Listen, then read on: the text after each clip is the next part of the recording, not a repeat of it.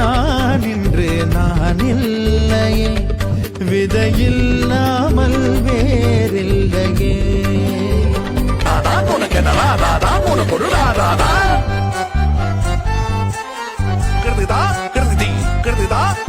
அவ்வாறு நோக்கினால் எவ்வாறு நாடுவேன், கண்ணாடி முன் நின்று பார்த்து கொண்டேன்.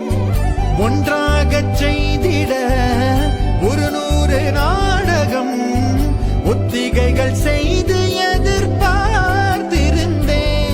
எதிர்பாராமலே அவன் எதிர்பாராமலே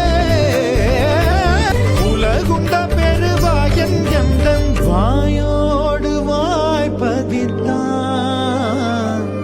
இங்கு பூலோகம் என்றொரு பொருளுள்ளதை இந்த பூ